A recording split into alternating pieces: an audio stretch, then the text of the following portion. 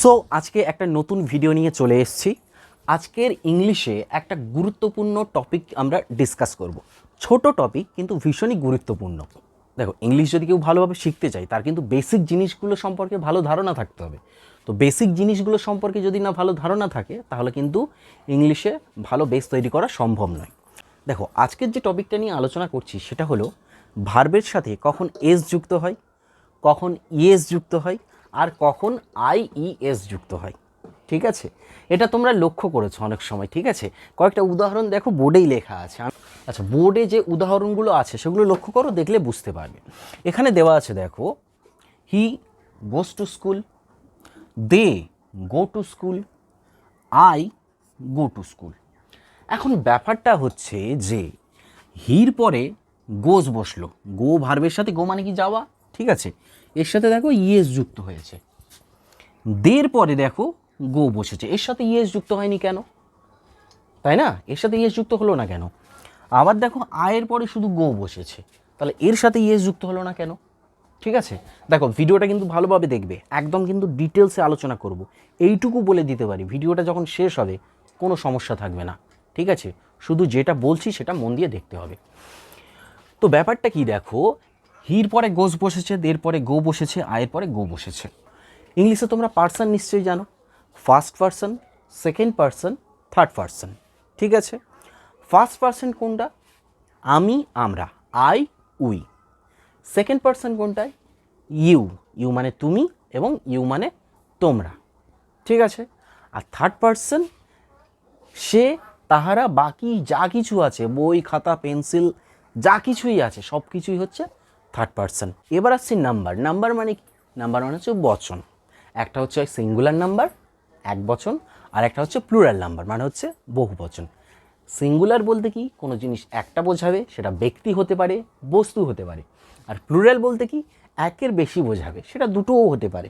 ঠিক আছে, একের বেশি মানে কি? দুটোও হতে পারে, চারটেও হতে পারে, অজস্র হতে পারে, সেটা কোনো ম্যাটার করে না।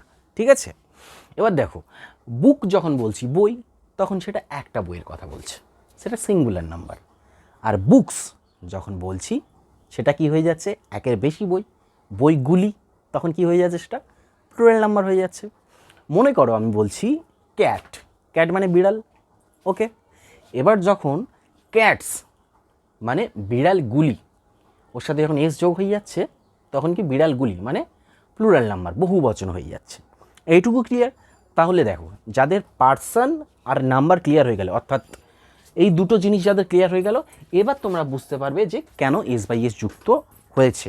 এবার দেখো মেন যে টপিকে আসি, এখানে এই যে সেন্টেন্স দেওয়া আছে, ঠিক আছে, এখানে সাবজেক্ট কোনটা? এই যে সেন্টেন্সগুলো সাবজেক্ট, এখানে সাবজেক্ট হচ্ছে হি, এখানে হচ্ছে দে, এখানে হচ্ছে আই। এবার দেখো একটা কন্ডিশন বা শর্ত আছে, একটা সেন্টেন্সের সাবজেক্ট যদি থার্ড পার্সন হয় এবং সিঙ্গুলার নাম্বার হয়, তাহলে তারপরে যে ভার্বটা থাকে তার সাথে এস অথবা ইএস অথবা আইইএস যুক্ত হয়। এবার দেখো থার্ড পার্সন বলতে কি? আমি তোমাদের আগেই বলেছি, আই, উই, আমি, আমরা, first person. Second person you, তুমি বা তোমরা, আর বাকি যা আছে থার্ড পার্সন। ঠিক আছে, তাহলে প্রথম কন্ডিশনটা কি? থার্ড পার্সন হতে হবে সাবজেক্ট, আর সিঙ্গুলার নাম্বার হতে হবে। সিঙ্গুলার নাম্বার মানে কি? এক বচন হতে হবে। মানে কি? দুটো শর্ত মিলতে হবে।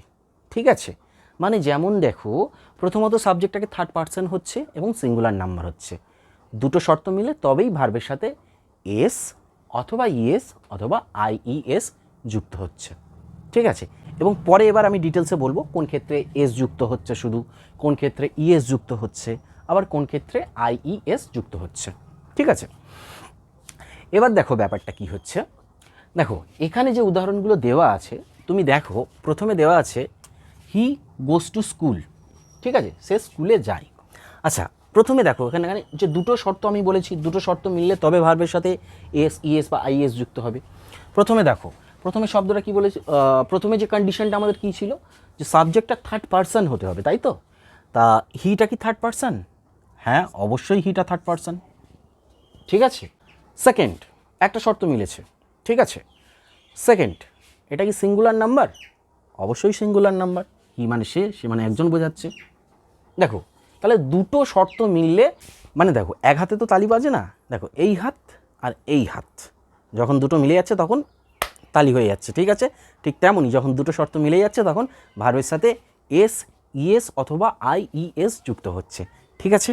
নিশ্চয়ই ব্যাপারটা ক্লিয়ার হয়ে গেছে তোমাদের। এবার দেখো যেটা বলছি এখানে, দেখো এই যে he third person plus singular number, দুটো শর্ত কিন্তু মিলে গেছে, ওই কারণে আমরা ভার্বের সাথে ইএস যুক্ত করে দিয়েছি। সেকেন্ডটা কেন, দে গো টু স্কুল, এখানে কেন ইএস যুক্ত হয়নি ভার্বের সাথে? কেন হয়নি? কারণ দেটা থার্ড পারসন, একটা শর্ত মিলেছে, বাট দেটা কিন্তু সিঙ্গুলার নাম্বার নয়। দে মানে তাহারা বা তারা, তারা মানে নিশ্চয়ই একজন বোঝায় না, একের বেশি, তাই না? তাহলে দেখো একটা শর্ত মিলছে, একটা শর্ত মেলেনি, সেই কারণে এখানে ভার্বের সাথে এস অথবা ইএস বা আইএস এগুলো যুক্ত হয়নি। ওকে, কনসেপ্টটা ক্লিয়ার নিশ্চয়ই। নেক্সট দেখো যেটা দেওয়া আছে এখানে উদাহরণ, আই গো টু স্কুল, এখানেও ইএস বা এস বা ইএস এগুলো যুক্ত হয়নি। কেন হয়নি? কারণ দেখো এখানে আইটা কি থার্ড পারসন নয়, প্রথমেই তো একটা শর্ত মেলেনি, তাই না? আর সিঙ্গুলার নাম্বার, হ্যাঁ সিঙ্গুলার নাম্বার ঠিক আছে, কিন্তু এটা তো থার্ড পারসন নয়, আইটা তো ফার্স্ট পারসন, তাই না? তাহলে দেখো একটা শর্ত মিলছে, একটা শর্ত মিলছে না। সেকেন্ডটার ক্ষেত্রে কি হয়েছে, এটা থার্ড পারসন হয়েছে কিন্তু সিঙ্গুলার নাম্বার নয়। আর নেক্সট এক্সাম্পলটা কি হয়েছে, এটা হচ্ছে সিঙ্গুলার নাম্বার, মানে আমি বোঝাতে একজনই বোঝাচ্ছে কিন্তু থার্ড পারসন নয়। মানে কি, এক হাতে কি আর তালি বাজে, এক হাতে তালি বাজে না, দুটো হাত যখন হচ্ছে তালি বেজে যাচ্ছে। ওকে, বুঝতে পারলে তাহলে? আচ্ছা, এইটুকু যদি কনসেপ্ট ক্লিয়ার হয়ে থাকে তাহলে এবার আমরা পরবর্তী ব্যাপারটায় আসব। এবার দেখো আমি এইটা বোঝাবো যে তোমরা তো এইটুকু বুঝতে পারলে যে ভার্বের সাথে কখন এস অথবা ইএস বা আইএস যুক্ত হয়, এই ধারণাটা তো ক্লিয়ার হয়ে গেল। এবার আমি বলবো যে কোন ক্ষেত্রে ভার্বের সাথে এস যুক্ত হয়, কোন ক্ষেত্রে ইএস যুক্ত হয়, আর কোন ক্ষেত্রে আইইএস যুক্ত হয়, ঠিক আছে? যেমন দেখো আমি যদি উদাহরণ বলি, সে বই পড়ে, হি রিডস,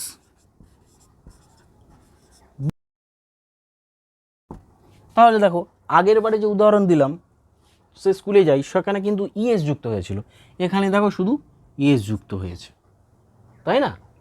আমি হয়তো বললাম যে তিনি আমাদেরকে ইংরেজি শেখান, হি বা C teaches us English.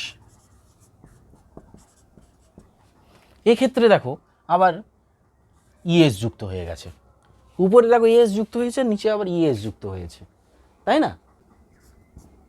Ratan studies in a college,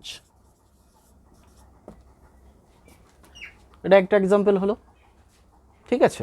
এখানে দেখো আবার আইএস যুক্ত হয়েছে,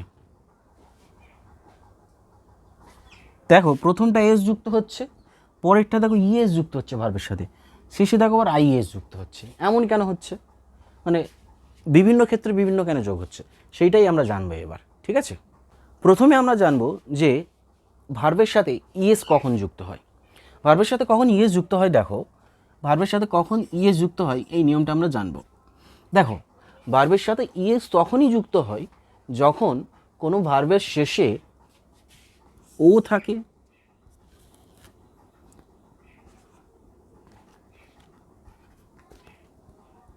সিএইচ থাকে, ঠিক আছে, এসএইচ থাকে,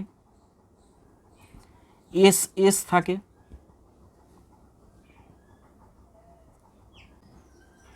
এক্স থাকে, জেড থাকে।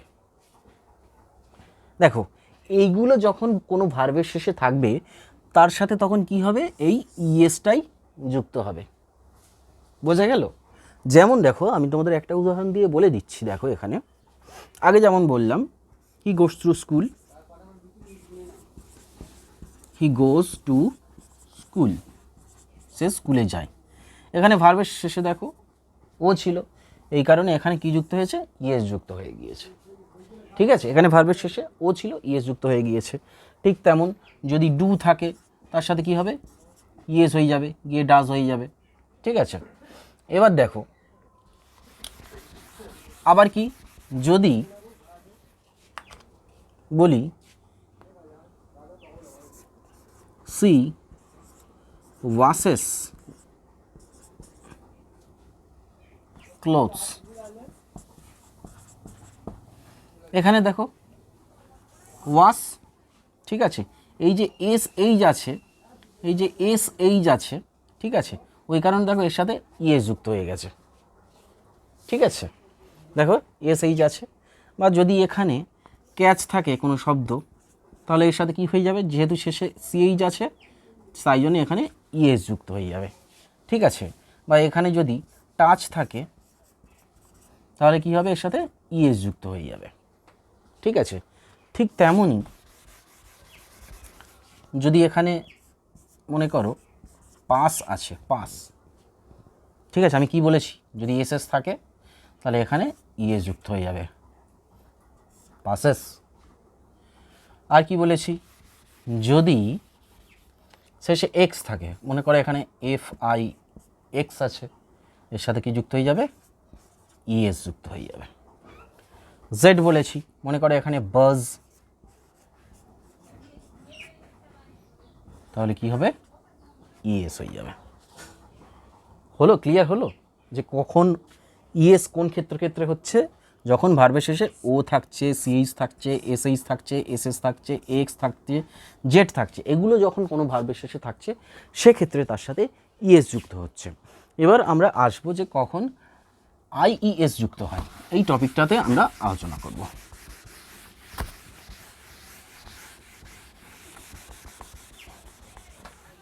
এবার আমরা কি টপিক নিয়ে আলোচনা করব, কোথায় আইইএস বসছে। ঠিক আছে, দেখো হি প্লেজ ফুটবল,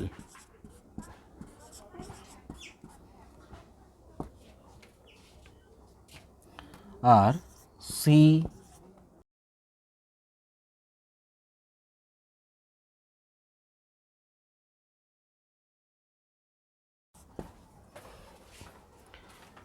এখানে একটা ব্যাপার লক্ষ্য করো, এখানে দেখো প্লেস যেটা আছে, এখানে দেখো এই যে প্লে ভার্বটা আছে এর সাথে শুধু কি যুক্ত হয়েছে, এস যুক্ত হয়েছে। ঠিক আছে, কিন্তু দেখো এখানে এই যে স্টাডি ভার্বটা আছে এর সাথে কিন্তু দেখো আইএস যুক্ত হয়েছে। এটা কেন হচ্ছে, এর শেষে ওয়াই আছে। ঠিক আছে, অ্যাকচুয়ালি প্লে বানান কি, PLAY, আর স্টাডি বানান কি, STUDY। ঠিক আছে, কিন্তু দেখো প্লেজের সাথে শুধু, প্লের সাথে শুধু এস যোগ হলো, আর এইখানে কি যোগ হলো, আইইএস। এমনটা কেন হলো, কারণ দেখো কারণটা, নিয়মটা এটাই, এই যে শেষে ওয়াইটা আছে, ওয়াইয়ের আগে কি আছে দেখো, এই যে ডিটা আছে, আর ডিটা কি, ডিটা কনসোনেন্ট। যখন ওয়াইয়ের আগে কোনো কনসোনেন্ট থাকবে তখনই কি বসবে, আইইএস যুক্ত হবে। আর যদি ওয়াইয়ের আগে কোনো ভাওয়েল থাকে তাহলে শুধুই এস যুক্ত হবে। বোঝা গেল? মনে করো আমি যদি তোমাদের আরও কয়েকটা উদাহরণ দিই, দেখো এখানে যদি লিখি সে, সে মানে কি বলা, তাহলে এর সাথে কিন্তু কি যুক্ত হবে, এস যুক্ত হবে। কারণ কি, ওয়াইয়ের আগে ভাওয়েল আছে।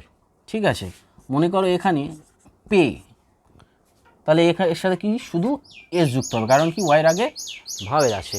কিন্তু দেখো যদি বলি এখানে ক্যারি, ক্যারি মানে কি, ক্যারি মানে বহন করা, মানে এর সাথে তাহলে কি যুক্ত হবে, এর সাথে CARR, ওয়াইটা উঠে গিয়ে আইইএস। এখানে আইইএস কেন হলো, কারণ দেখো ওয়াইয়ের আগে কিন্তু কোনো ভাওয়েল নেই, ওয়াইয়ের আগে আছে কনসোনেন্ট। ঠিক আছে, এই নিয়মটা যদি মনে রাখো তাহলে কোনো অসুবিধা হবে না। আশা করছি তোমরা বুঝতে পেরেছো যে কোথায় এস বসে, কোথায় ইএস বসে, আর কোথায় আইইএস বসে।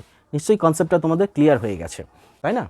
তো ব্যাপারটা দেখো, এই যে ইএস কোথায় বসে সেটা তো বলে দিলাম, ঠিক আছে, আর আইইএস কোথায় বসে সেটা তো বলে দিলাম।